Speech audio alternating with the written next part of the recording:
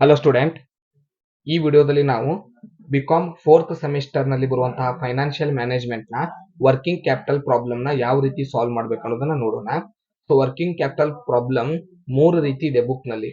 So percentage value ಕೊಟ್ಟಿರ್ತಾರೆ, rupees ಒಳಗೆ value ಕೊಟ್ಟಿರ್ತಾರೆ, ಅಂದ್ರೆ ಸೆಲ್ಲಿಂಗ್ ಪ್ರೈಸ್ ನ ಯೂನಿಟ್ಸ್ ನ ಕೊಟ್ಟಿರ್ತಾರೆ. ಸೊ ಆಕ್ಚುಲ್ ಆಗಿ ಈ ಸಲ ನಿಮ್ಗೆ ಇರೋದು ಸಿಲೆಬಸ್ ಇರೋದು ಡೈರೆಕ್ಟ್ ಆಗಿ ಅಮೌಂಟ್ ಕೊಡೋದು. I have taken one example from the previous year question paper. Happy Home Company Limited estimates the following as financial manager. Estimate the average amount of working capital. So ನಾವು ತಗೊಂಡಿರುವಂತ problem ಏನಿದೆ working capital calculation ಮೇಲೆ ಇದೆ. So working capital ಕಂಡಿಡಿ ಅಂತ ಹೇಳಿದಾಗ ಮೊದಲು ಇದರ format ಗೊತ್ತಿರಬೇಕು. Working capital ನ ರೂಲ್ಸ್ ಏನಂದ್ರೆ current asset minus current liability.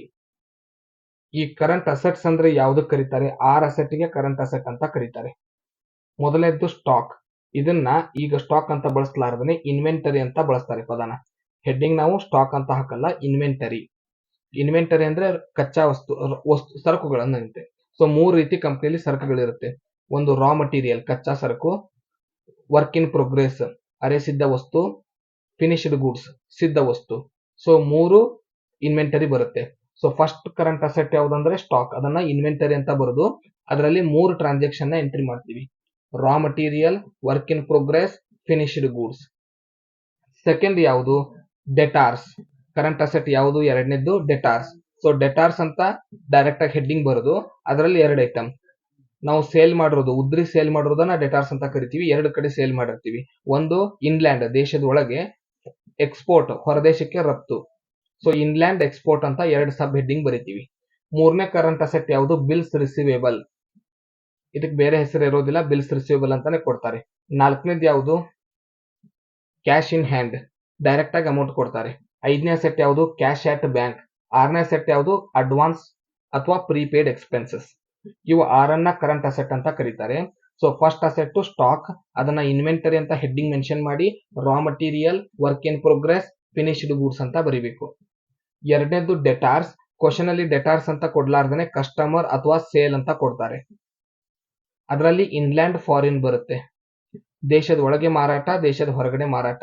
Third transaction bills receivable, cash in hand, cash at bank, advance or prepaid expenses.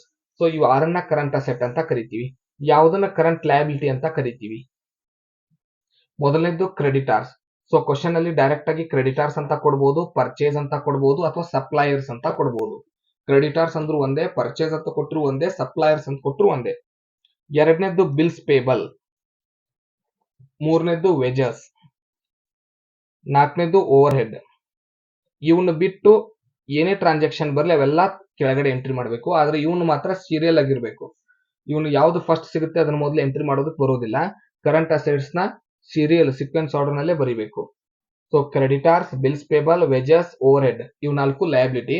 ಇವನು ಬಿಟ್ಟು ಲಯಬಿಲಿಟಿಗಳು ಎಕ್ಸ್ಟ್ರಾ ಏನ್ ಶಬ್ದ ಕೊಟ್ಟಿರ್ತಾರೆ ಕ್ವಶನ್ ಅಲ್ಲಿ, ರೆಂಟ್ ಕೊಡಬಹುದು, ಸ್ಯಾಲರಿ ಕೊಡಬಹುದು, miscellaneous expenses, sundry expenses, staff salary, remuneration, commission, ಯಾವ್ದಾದ್ರು ಕೊಟ್ಟರು ಕೂಡ ನಾವು ಅದನ್ನ ಲಯಬಿಲಿಟಿ ಅಂತ ತಗೋತೀವಿ. ಸೊ ಇದಿಷ್ಟು ನಿಮ್ಮ ಫಾರ್ಮ್ಯಾಟ್. ಸೊ ಮೊದಲಿಗೆ ವರ್ಕಿಂಗ್ ಕ್ಯಾಪಿಟಲ್ ಹೆಡ್ಡಿಂಗ್ ಏನ್ ಹಾಕ್ತಿವಿ ಅಂದ್ರೆ ಕ್ಯಾಲ್ಕುಲೇಷನ್ ಆಫ್ ವರ್ಕಿಂಗ್ ಕ್ಯಾಪಿಟಲ್ ಅಂತ ಹೆಡ್ಡಿಂಗ್ ಹಾಕ್ತಿವಿ.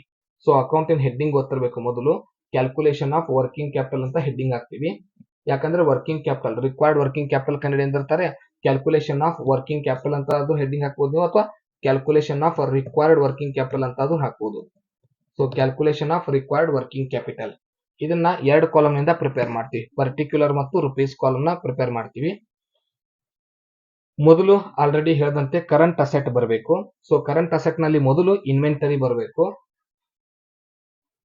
ಕರೆಂಟ್ ಅಸೆಟ್ ಬರಬೇಕು, ಆ ಹೆಡ್ಡಿಂಗ್ ನಲ್ಲಿ ಇನ್ವೆಂಟರಿ ಬರಬೇಕು. ಇನ್ವೆಂಟರಿ ಅಲ್ಲಿ raw material, work in progress, finished goods ಅಂತ ಮೂರು ಟ್ರಾನ್ಸಾಕ್ಷನ್ ಇರುತ್ತೆ. ಈ ಪ್ರಶ್ನೆಯಲ್ಲಿ ರಾ material, work in progress, finished goods ನ ಹುಡುಕೋಣ. ಸೊ ರಾ ಮಟೀರಿಯಲ್ ಕೊಟ್ಟಿದ್ದಾರೆ 45,000 ಇದೆ. ಫಿನಿಶ್ಡ್ ಗೂಡ್ಸ್ ಕೊಟ್ಟಿದ್ದಾರೆ 35,000 ಇದೆ. ಆದ್ರೆ ಕ್ವಶನ್ ಅಲ್ಲಿ ಎಲ್ಲೂ ವರ್ಕ್ ಇನ್ ಪ್ರೋಗ್ರೆಸ್ ಕೊಟ್ಟಿಲ್ಲ. ಕೊಟ್ಟಿದ್ರೆ ಅದನ್ನು ಎಂಟ್ರಿ ಮಾಡ್ತೀವಿ. ಅಂದ್ರೆ ಫಸ್ಟ್ ಕರೆಂಟ್ ಅಸೆಟ್ ಬರದಂತೆ ನೀವು ಯಾವುದು? Stock, inventory. Ra material, work in progress, finished goods, ಇವು ಮೂರನ್ನು ಇನ್ವೆಂಟರಿ ಅಥವಾ ಸ್ಟಾಕ್ ಅನ್ನೋ ಹೆಡ್ಡಿಂಗ್ ನಲ್ಲಿ ತಗೋತೀವಿ. ಇದು ನಮ್ಮ ಫಸ್ಟ್ ಕರೆಂಟ್ ಅಸೆಟ್. ಇವುಗಳ ವ್ಯಾಲ್ಯೂನ ಡೈರೆಕ್ಟ್ ಆಗಿ ಎಂಟ್ರಿ ಮಾಡ್ತೀವಿ. ಸೆಕೆಂಡ್, ಕ್ವಶನ್ ಅಲ್ಲಿ ಕೊಡುವಂತಹ ಡೆಟಾರ್ಸ್ ನ ಹುಡುಕ್ತಿವಿ. ಸೊ ಡೆಟಾರ್ಸ್ ಅನ್ನೋ ಶಬ್ದ ನೇರವಾಗಿ ಅವ್ರು ಹೆಚ್ಚಾನ್ ಹೆಚ್ಚು ಕೊಡೋದಿಲ್ಲ. ಸೊ ಅವ್ರು ಕೊಡೋದು ಡೆಟಾರ್ಸ್ ಗೆ ಸೇಲ್ ಅಂತ ಕೊಡ್ತಾರೆ, ಇಲ್ಲ ಕಸ್ಟಮರ್ಸ್ ಅಂತ ಕೊಡ್ತಾರೆ. ಸೇಲ್ ಅಥವಾ ಕಸ್ಟಮರ್ ಅನ್ನೋ ಶಬ್ದನ ಹುಡುಕ್ಬೇಕು. ಸೇಲ್ ಅಥವಾ ಕಸ್ಟಮರ್ ಅನ್ನೋ ಶಬ್ದನ ಹುಡುಕ್ದಾಗ ನಿಮಗೆ ಡೆಟಾರ್ಸ್ ಸಿಗುತ್ತೆ. ಸೊ ಈ ಪ್ರಶ್ನೆಯಲ್ಲಿ inland sale, export sale, sale ಅನ್ನೋ ಪದ ಬಂದಿದೆ. ಅವರು ಕೊಟ್ಟಂತ ಅಮೌಂಟ್ಗೆ ನೀವು ವರ್ಕಿಂಗ್ ನೋಟ್ ಕ್ಯಾಲ್ಕುಲೇಷನ್ ಮಾಡೋದಿರುತ್ತೆ. ಅವರು ಕೊಡೋದು week or month or quarter or half year. So ಯಾವಾಗ ಅವರು ವೀಕ್ ಅಂತ ಕೊಡ್ತಾರೆ, ಅವ್ರು ಕೊಟ್ಟ ನಂಬರ್ ತಗೊಂಡು ಡಿವೈಡೆಡ್ ಬೈ 52 ಮಾಡಬೇಕು. ಮಂತ್ ಅಂತ ಕೊಟ್ಟಾಗ ಡಿವೈಡೆಡ್ ಬೈ 12 ಮಾಡಬೇಕು. ಅವ್ರು ಕೊಟ್ಟ ನಂಬರ್ ನ ಮಂತ್ ನ ತಗೋಬೇಕು. ಕ್ವಾರ್ಟರ್ ಅಂತ ಕೊಟ್ಟಾಗ 1/4 ಮಾಡಬೇಕು. ಹಾಫ್ ಕೊಟ್ಟಾಗ 1/2 ಮಾಡಬೇಕು. ಇದು ಫಾರ್ಮ್ಯಾಟ್. ಅವ್ರು ಕೊಡುವಂತ ಪೀರಿಯಡ್ಸ್ ನ ಕ್ಯಾಲ್ಕುಲೇಷನ್ ಯೂಸ್ ಮಾಡಬೇಕು. ಅವ್ರು ಕೊಡುವಂತ ಅಮೌಂಟ್ಗೆ ಡೈರೆಕ್ಟ್ ಆಗಿ ಅಮೌಂಟ್ ಎಂಟ್ರಿ ಮಾಡೋದಕ್ಕೆ ಬರೋದಿಲ್ಲ.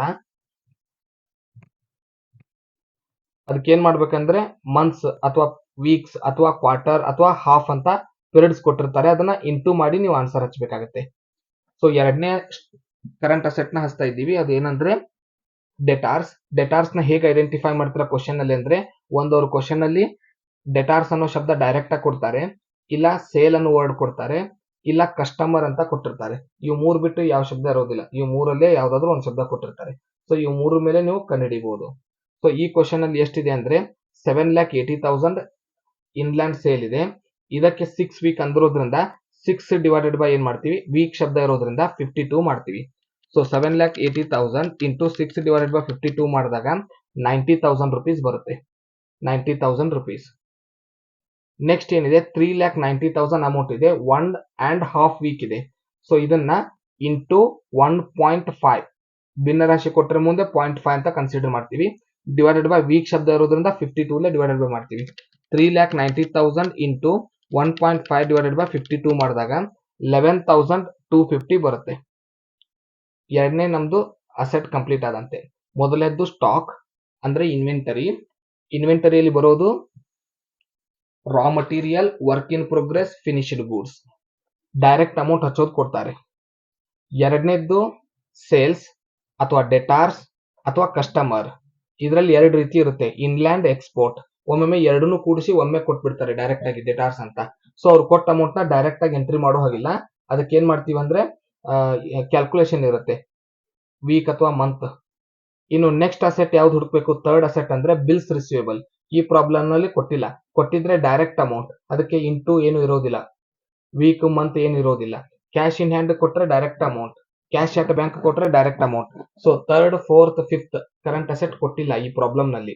ಸೊ ನೀವು ಮೊದಲು ಹುಡುಕ್ಬೇಕಾಗಿದ್ದು ಇನ್ವೆಂಟರಿ, ಸೆಕೆಂಡ್ ಹುಡುಕ್ಬೇಕಾಗಿರೋದು ಡೆಟಾರ್ಸ್, ಥರ್ಡ್ ಹುಡುಕ್ಬೇಕಾಗಿರೋದು ಬಿಲ್ಸ್ ರಿಸೀವೇಬಲ್, ಇದರಲ್ಲಿ ಬಂದಿಲ್ಲ. ಫೋರ್ತ್ ಹುಡುಕ್ಬೇಕಾಗಿರೋದು ಕ್ಯಾಶ್ ಇನ್ ಹ್ಯಾಂಡ್, ಫಿಫ್ತ್ ಹುಡುಕ್ಬೇಕಾಗಿರೋದು ಕ್ಯಾಶ್ ಅಟ್ ಬ್ಯಾಂಕ್, ಫೈನಲ್ ಆಗಿ ನಿಮಗೆ ಬೇಕಾಗಿರೋದು ಅಡ್ವಾನ್ಸ್. ಸೊ ಇದರಲ್ಲಿ ಅಡ್ವಾನ್ಸ್ ಲಾಸ್ಟಿಗೆ ಕೊಟ್ಟಿದ್ದಾರೆ. ಸೊ ಅಡ್ವಾನ್ಸ್ ಎಷ್ಟು ಪೇಮೆಂಟ್ ಮಾಡಿದ್ದಾರೆ ಅಂತ ಕೊಟ್ಟಿದ್ದಾರೆ ಅಂದ್ರೆ 50,000. ಇದರಲ್ಲಿ ಕ್ವಾರ್ಟರ್ಲಿ ಶಬ್ದ ಬಳಸಿದ್ದಾರೆ. ಸೊ ಆದ್ರಿಂದ ನಾವು ಅದಕ್ಕೆ 1/4 ಕ್ಯಾಲ್ಕುಲೇಷನ್ ಮಾಡಬೇಕು. 50,000 ಇಂಟು 1/4 ಮಾಡಿದಾಗ 12,500 ಬಂತು. ಸೊ ಇದನ್ನ ನಾವು ಆನ್ಸರ್ ನ ಎಂಟ್ರಿ ಮಾಡ್ಕೊಂತೀವಿ. ಸೊ ಈಗ ಟೋಟಲ್ ನಮ್ಗೆ ಯಾವ್ಯಾವ ಅಸೆಟ್ ಅನ್ನೋದು ಗೊತ್ತಾಯ್ತು ಕ್ವಶನ್ ಅಲ್ಲಿ ಬಂದಿರೋದು. ಸೊ ಕರೆಂಟ್ ಅಸೆಟ್ ಹೆಡ್ಡಿಂಗ್ ನಲ್ಲಿ ಮೊದಲು ತಗೊಳ್ಳೋದು ನಾವು ಇನ್ವೆಂಟರಿ. ಇನ್ವೆಂಟರಿ ತಗೊಂಡಿದ್ದೀನಿ. ಸೊ ಆ ಇನ್ವೆಂಟರಿಯಲ್ಲಿ raw material, work in progress, finished goods ಬರುತ್ತೆ. ಆದ್ರೆ ಈ ಕ್ವಶನ್ ಅಲ್ಲಿ ರಾ ಮಟೀರಿಯಲ್ ಮತ್ತು ಫಿನಿಶ್ಡ್ ಗೂಡ್ಸ್ ಅಷ್ಟೇ ಕೊಟ್ಟಿದ್ದಾರೆ. ಇನ್ನು ನೆಕ್ಸ್ಟ್ ತಗೋಬೇಕಾಗಿರೋದು ಡೆಟಾರ್ಸ್ ಹೆಡ್ಡಿಂಗ್, ಅಂದ್ರೆ ಎರಡನೇ ಕರೆಂಟ್ ಅಸೆಟ್ ನಮ್ದು ಡೆಟಾರ್ಸ್. ಸೊ ಡೆಟಾರ್ಸ್ ನಲ್ಲಿ ಇನ್ಲ್ಯಾಂಡ್ ಸೇಲ್ ಮತ್ತು ಎಕ್ಸ್ಪೋರ್ಟ್ ಅಂತ ಕೊಟ್ಟಿದ್ದಾರೆ ಕ್ವಶನ್ ಅಲ್ಲಿ. ಸೊ ಅವುಗಳನ್ನ ತಗೊಂಡಿದ್ದೀವಿ. ಇನ್ನು next current asset bills receivable, cash in hand, cash at bank. ಈ ಪ್ರಾಬ್ಲಮ್ ನಲ್ಲಿ ಬಂದಿಲ್ಲ. ಕೊಟ್ಟರು ಡೈರೆಕ್ಟ್ ಅಮೌಂಟ್ ಹಚ್ಚೋ ಅಮೌಂಟ್ ನೇ ಕೊಡ್ತಾರೆ. ಇನ್ನು ಲಾಸ್ಟ್ ಒನ್, ಆರನೇ ಕರೆಂಟ್ ಅಸೆಟ್ ಯಾವ್ದಂದ್ರೆ advance. So sixth current asset advance. Advance amount question ಅಲ್ಲಿ 50,000 ಕೊಟ್ಟಿದ್ದಾರೆ. ಅದಕ್ಕೆ 1/4 ಕ್ಯಾಲ್ಕುಲೇಷನ್ ಮಾಡಿದ್ವಿ, ಯಾಕಂದ್ರೆ ಕ್ವಾರ್ಟರ್ಲಿ ಅಂತ ಕೊಟ್ಟಿದ್ದಾರೆ. After that 12,400. ನಾವು ಟೋಟಲ್ ಅಮೌಂಟ್ 1,93,650. ಇದನ್ನ ಟೋಟಲ್ ಕರೆಂಟ್ ಅಸೆಟ್ ಅಂತ ಕರಿತೀವಿ. ಈಗ ಕರೆಂಟ್ ಲಯಬಿಲಿಟಿ. ಫಸ್ಟ್ ಕ್ವಶನ್ ಅಲ್ಲಿ ಕ್ರೆಡಿಟಾರ್ಸ್ ನ ಹುಡುಕ್ಬೇಕು. ಸೊ ಕ್ರೆಡಿಟಾರ್ಸ್ ಗೆ ಅವ್ರು ಏನೇನ್ ಅಂತ ಕೊಡ್ತಾರೆ ಅಂದ್ರೆ, ಒಂದು ಕ್ರೆಡಿಟಾರ್ಸ್ ಅನ್ನೋ ಶಬ್ದ ಡೈರೆಕ್ಟ್ ಆಗಿ ಕೊಡ್ತಾರೆ, ಇಲ್ಲ ಸಪ್ಲೈಯರ್ಸ್ ಅಂತ ಕೊಡ್ತಾರೆ, ಇಲ್ಲ ಪರ್ಚೇಸ್ ಅಂತ ಕೊಡ್ತಾರೆ, ಇಲ್ಲ ರಾ ಮಟೀರಿಯಲ್ ಅಂತ ರಿಪೀಟ್ ಕೊಡ್ತಾರೆ. ಸೊ ಸೆಕೆಂಡ್ ಟೈಮ್ ಕ್ವಶನ್ ಅಲ್ಲಿ ರಾ ಮಟೀರಿಯಲ್ ಅನ್ನೋ ಶಬ್ದ ಬಂದ್ರೆ ಅದನ್ನ ಏನಂತ ತಿಳ್ಕೊಬೇಕು ನೀವು ಅಂದ್ರೆ ಅದೇ ಕ್ರೆಡಿಟಾರ್ಸ್. ಫಸ್ಟ್ ರಾ ಮಟೀರಿಯಲ್ ಬಂದಿರುತ್ತಲ್ಲ ಅದು ಸ್ಟಾಕ್ ನಲ್ಲಿ ಹಚ್ಚುವಂತ ಇನ್ವೆಂಟರಿಯಲ್ಲಿ ಹಚ್ಚುವಂತ raw material. Repeat raw material ಬಂದ್ರೆ ಅದು ಕ್ರೆಡಿಟಾರ್ಸ್. 2,40,000 ಇದೆ. ಮಂತ್ಸ್ ನಲ್ಲಿ ಪೀರಿಯಡ್ ಕೊಟ್ಟಿದ್ದಾರೆ, 1.5 ಕೊಟ್ಟಿದ್ದಾರೆ. 1.5 ಡಿವೈಡೆಡ್ ಬೈ 12 ಮಾಡಬೇಕು. ಸೊ 2,50,000 ಗೆ 1.5 ಡಿವೈಡೆಡ್ ಬೈ 12 ಮಾಡಬೇಕು. ಅವಾಗ 2,40,000 ಇಂಟು 1.5 ಡಿವೈಡೆಡ್ ಬೈ 12 ಮಾಡಿದಾಗ 30,000 rupees ಬರುತ್ತೆ. ಸೊ 30K ರಾ ಮಟೀರಿಯಲ್ ಅಂದ್ರೆ ಕ್ರೆಡಿಟಾರ್ಸ್. ಸೆಕೆಂಡ್ ಏನ್ ಹುಡುಕ್ಬೇಕಂದ್ರೆ ಕ್ವಶನ್ ಅಲ್ಲಿ ವೇಜಸ್ ಹುಡುಕ್ಬೇಕು. ಇದೆ ವೇಜಸ್ 6,50,000 ಇದಕ್ಕೆ 1.5 ವೀಕ್ ಕೊಟ್ಟಿದ್ದಾರೆ. ಸೊ 1.5 ಡಿವೈಡೆಡ್ ಬೈ 52 ಮಾಡಬೇಕು. ಸೊ ಈ ರೀತಿ ಮಾಡಿದಾಗ 6,50,000 ಇಂಟು 1.5 ಡಿವೈಡೆಡ್ ಬೈ 52 ಮಾಡಿದಾಗ 18,750 ಬರುತ್ತೆ. ಇನ್ನು ನೆಕ್ಸ್ಟ್ ಕ್ವಶನ್ ಅಲ್ಲಿ ಇತರ ಎಕ್ಸ್ಪೆನ್ಸಸ್ ಅಂದ್ರೆ creditors, wages, bills payable and over head ಇವುಗಳನ್ನ ಬಿಟ್ಟು ಉಳಿದಿದ್ದು ಎಲ್ಲವಕ್ಕೂ ಲಯಬಿಲಿಟಿ ಅಂತ ಕರಿತೀವಿ. ಸೊ ರೆಂಟ್ ಇದೆ ಕ್ವಶನ್ ಅಲ್ಲಿ, ಕ್ಲರಿಕಲ್ ಸ್ಟಾಫ್ ಇದೆ, ಮ್ಯಾನೇಜರ್ ಇದೆ, ಮಿಸಲೇನಿಯಸ್ ಇದೆ. ಸೊ ಇವು ನಾಲ್ಕು ಲಯಬಿಲಿಟಿಯಲ್ಲಿ ಎಂಟ್ರಿ ಮಾಡ್ಕೋತೀವಿ. ಸೊ ಇವು ನಾಲ್ಕು ಲಯಬಿಲಿಟಿನ ಎಂಟ್ರಿ ಮಾಡುವಾಗ ಇವುಗಳ ಪೀರಿಯಡ್ಸ್ ನ ಇಂಟು ಮಾಡ್ತೀವಿ. ಒಂದೇದು ರೆಂಟ್ಗೆ 50,000 6 ಮಂತ್ ಕೊಟ್ಟಿದ್ದಾರೆ. ಮಂತ್ ಕೊಟ್ರೆ 6 ಡಿವೈಡೆಡ್ ಬೈ 12 ಅಂದ್ರೆ ಕ್ವಶನ್ ಅಲ್ಲಿ ರೆಂಟ್ ಅಮೌಂಟ್ 50,000 ಇದೆ. ಇದಕ್ಕೆ 6 ಡಿವೈಡೆಡ್ ಬೈ 12 ಮಾಡಿದ್ರೆ 25,000 ಬರುತ್ತೆ. ಕ್ಲರಿಕಲ್ ಸ್ಟಾಫ್ ಹಾಫ್ ಮಂತ್ ಕೊಟ್ಟಿದ್ದಾರೆ. 1,56,000 ಗೆ 0.5 ಡಿವೈಡೆಡ್ ಬೈ 12 1/2 ಅಂದ್ರೆ 0.5 6,500 ಬರುತ್ತೆ. ನೆಕ್ಸ್ಟ್ 24,000 ಮ್ಯಾನೇಜರ್ ಸ್ಯಾಲರಿ ಕೊಟ್ಟಿದ್ದಾರೆ. 24,000 ಇಂಟು ಕ್ವಶನ್ ಅಲ್ಲಿ ಕೊಟ್ಟಿರೋದು ಹಾಫ್ ಮಂತ್ 0.5 ಡಿವೈಡೆಡ್ ಬೈ 12 ಮಾಡಿದಾಗ 1,000 ಬರುತ್ತೆ. ಲಾಸ್ಟ್ ಒನ್ ಮಿಸಲೇನಿಯಸ್ ಎಕ್ಸ್ಪೆನ್ಸಸ್ ಇದೆ. 36,000 ಇಂಟು 1.5 ಡಿವೈಡೆಡ್ ಬೈ ಮಂತ್ ಶಬ್ದ ಇದೆ 12 ಮಾಡಬೇಕು. 4,500. ಸೊ ಆಗ ನಾವು ಇಷ್ಟು ಎಂಟ್ರಿ ಮಾಡಿದ ಮೇಲೆ ಟೋಟಲ್ ಮಾಡ್ಕೋಬೇಕು. ಸೊ ಕ್ವಶನ್ ಅಲ್ಲಿರುವಂತ ಅಮೌಂಟ್ ನ ಟೋಟಲ್ ಮಾಡ್ಕೋಬೇಕು. ಸೊ ಟೋಟಲ್ ಮಾಡ್ಕೊಂಡಾಗ current liability 72,750. So current asset minus current liability ಮಾಡಬೇಕು. ಎರಡೂನು ಮೈನಸ್ ಮಾಡಿದಾಗ ಬರೋದು ವರ್ಕಿಂಗ್ ಕ್ಯಾಪಿಟಲ್. ಒಂದ್ ವೇಳೆ ಕ್ವಶನ್ ಅಲ್ಲಿ ಫಸ್ಟ್ ಪ್ಯಾರಾಗ್ರಾಫ್ ನಲ್ಲಿ ಏನಾದ್ರೂ ಕಾಂಟಿಜೆನ್ಸಿಯಸ್ ಕೊಟ್ಟಿದ್ರೆ ಅದಕ್ಕೆ ಆಡ್ ಮಾಡಬೇಕಾಗಿರುವಂತ ಅಮೌಂಟ್ ಕೊಟ್ಟಂತೆ. ಸೊ ಆ ಅಮೌಂಟ್ ನ ನಾವು ಆಡ್ ಮಾಡ್ಕೋತೀವಿ.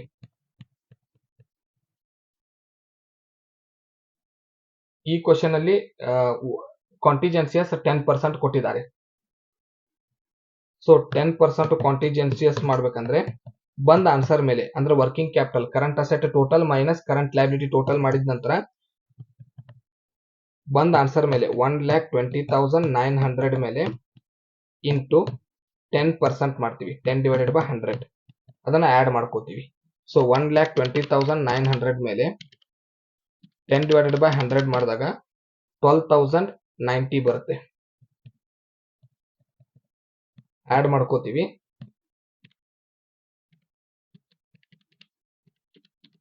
ಟೋಟಲ್ ಮಾಡ್ಕೊಂಡಾಗ 1,32,990 ಈ ರೀತಿ ಆನ್ಸರ್ ನ ಕಂಡುಹಿಡಿತೀವಿ. ಸೊ ಇದನ್ನ ಬಿಡಿಸುವಾಗ ನೆನ್ಪಿಟ್ಕೊಳ್ಳಿ, ಕರೆಂಟ್ ಅಸೆಟ್ ಅಂದ್ರೆ ಯಾವ್ಯಾವ ಅಸೆಟ್ ಕರಿತೀವಿ, ಕರೆಂಟ್ ಲಯಬಿಲಿಟಿ ಅಂದ್ರೆ ಯಾವ ಲಯಬಿಲಿಟಿ ಕರಿತೀವಿ ಅಂತ. ಸೊ ಇದರಲ್ಲಿ ಹುಡುಕೋದು ಹೇಗೆ, ಅವುಗಳಿಗೆ ಕ್ಯಾಲ್ಕುಲೇಷನ್ 4 ರೀತಿ ಬರುತ್ತೆ. ಮಂತ್ ಬಂದ್ರೆ ಡಿವೈಡೆಡ್ ಬೈ 12 ಮಾಡಬೇಕು, ಅವ್ರು ಕೊಟ್ಟ ಮಂತ್ ನ ಮಲ್ಟಿಪ್ಲೈ ಮಾಡಿ. ನೆಕ್ಸ್ಟ್ ವೀಕ್ಸ್ ಕೊಟ್ರೆ ಅವ್ರು ಕೊಟ್ಟ ವೀಕ್ಸ್ ನ ಮಲ್ಟಿಪ್ಲೈ ಮಾಡಿ ಡಿವೈಡೆಡ್ ಬೈ 52 ಮಾಡಬೇಕು. ನೆಕ್ಸ್ಟ್ ಕ್ವಶನ್ ಅಲ್ಲಿ ಏನಾದ್ರು ಮಂತ್ ವೀಕ್ ಬಿಟ್ಟು ಕ್ವಾರ್ಟರ್ಲಿ ಅಂತ ಕೊಟ್ರೆ 1/4 ಮಾಡಬೇಕು ಕ್ಯಾಲ್ಕುಲೇಷನ್. ಹಾಫ್ ಇಯರ್ಲಿ ಅಂತ ಶಬ್ದ ಕೊಟ್ರೆ 1/2 ಮಾಡಬೇಕು. ಇನ್ನು ಯಾವುದಕ್ಕೆ ಮೆನ್ಷನ್ ಮಾಡಿರೋದಿಲ್ಲ, ವೀಕ್ ಮಂತ್ ಈ ಪೀರಿಯಡ್ಸ್ ನ ಮೆನ್ಷನ್ ಮಾಡಿರೋದಿಲ್ಲ, ಅವನ್ನ ಡೈರೆಕ್ಟ್ ಆಗಿ ಅಮೌಂಟ್ ಎಂಟ್ರಿ ಮಾಡಬೇಕು. 6 ಅಸೆಟ್ಸ್ ಗೆ ಕರೆಂಟ್ ಅಸೆಟ್ ಅಂತ ಕರಿತೀವಿ, 4 ಲಯಬಿಲಿಟಿಗೆ ಕರೆಂಟ್ ಲಯಬಿಲಿಟಿ ಅಂತ ಕರಿತೀವಿ, ಉಳಿದಿದ್ದನ್ನ ಅದರ್ ಕರೆಂಟ್ ಲಯಬಿಲಿಟಿ ಅಂತ ಕರಿತೀವಿ. ಅಂದ್ರೆ ಕ್ವಶನ್ ಅಲ್ಲಿ ಯಾವ ಐಟಮ್ ಬಿಡೋ ಐಟಮ್ ಇರೋದಿಲ್ಲ, ಉಳಿದಿದ್ದ ಎಲ್ಲ ಐಟಮ್ ಲಯಬಿಲಿಟಿ ಸೆಕ್ಷನ್ ಅಲ್ಲಿ ತಗೋತೀವಿ. ಲಾಸ್ಟ್ ಗೆ ಆನ್ಸರ್ ಕಂಡು ಹಿಡಿದ ನಂತರ ಅಸೆಟ್ ನಲ್ಲಿ ಲಯಬಿಲಿಟಿ ಮೈನಸ್ ಮಾಡಿ ವರ್ಕಿಂಗ್ ಕ್ಯಾಪಿಟಲ್ ಕಂಡು ಹಿಡಿದ ನಂತರ 10% ಕಾಂಟಿಜೆನ್ಸಿಯಸ್ ಇದೆ ಇದರಲ್ಲಿ, ಆ ಪರ್ಸೆಂಟೇಜ್ ಕ್ಯಾಲ್ಕುಲೇಷನ್ ಮಾಡ್ತೀವಿ. Question in starting line or last line ಅಲ್ಲಿ ಕೊಟ್ಟಿರ್ತಾರೆ ಕಾಂಟಿಜೆನ್ಸಿಯಸ್ ನ. ಸೊ ಈ ರೀತಿ ಕ್ಯಾಲ್ಕುಲೇಷನ್ ಮಾಡ್ತೀವಿ. ಮುಂದಿನ ವಿಡಿಯೋದಲ್ಲಿ ಮತ್ತೊಂದು ಮೆಥಡ್ ನೊಂದಿಗೆ ಸಿಗೋಣ. ಧನ್ಯವಾದಗಳು.